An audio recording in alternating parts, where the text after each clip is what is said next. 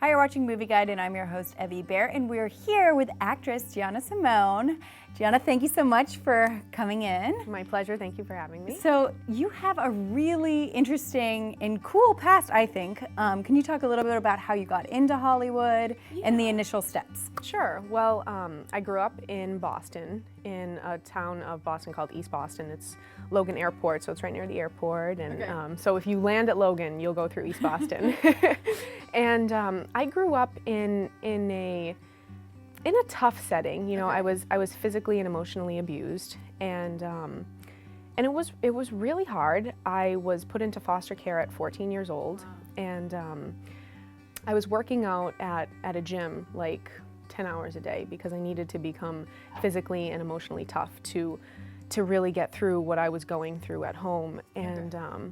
And this woman, Kathy DeMarco, she owned the gym, and I would go to gymnastics upstairs in the building that she owned, and then she had a gym downstairs.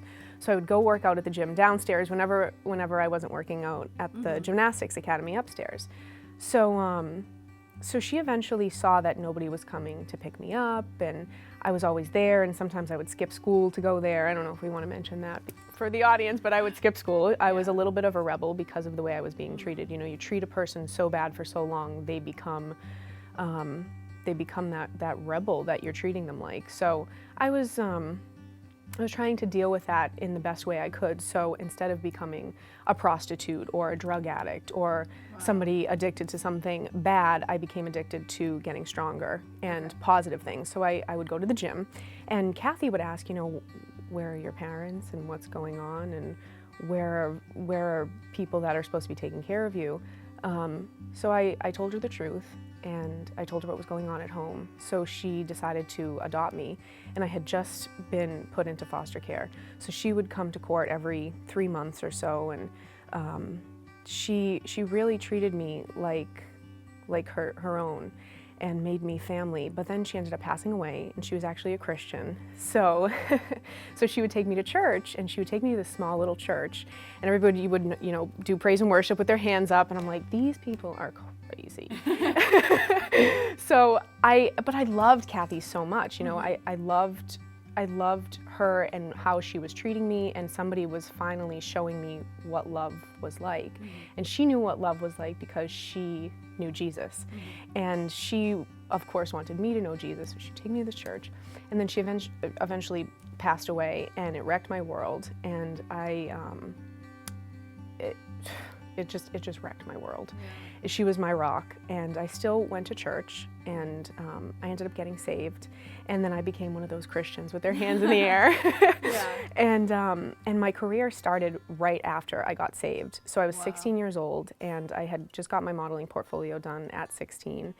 And, you know, looking back on it, I think, you know, because God has a plan, and because I feel so strongly about doing what I'm doing and being who I am and being true to that and being true to those desires that He's placed inside of me, that was His plan for my life. Like, looking back on that, you know, I got saved, and then this whole whirlwind of a career started, and, you know, I don't know why I'm here, why I love it so much. I just do. I know that I do.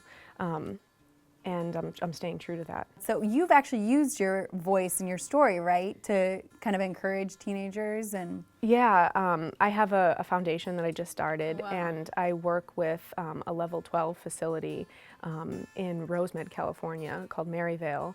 And I mentor youth there, and, you know, I've searched and searched and searched for where can I go to inspire foster children. And I've spoke to the Foundation for Foster Children in Orlando, and I'm close with them. So, you know, I told my story to them, and they were all crying, and they came up to me after, and it really made me understand that, you know, I went through this for a reason, and God brought me out of this for a reason. If I survived and I'm sane, then they can too. And that's genuinely the message that I want to share with people who aren't even in foster care, who are going through an abusive situation, a woman who's being abused, a man who's being abused, a boy or a girl. No matter who you are, if you're being abused, you can get yourself out of the situation. There's people who love you and want to help. And I really feel very strongly about helping those individuals because I went through it, and I know firsthand what it's like to be abused. and to have to stay there. And so I do go around and I do try to get involved with different agencies and provide funds to different agencies to help these individuals that are abused.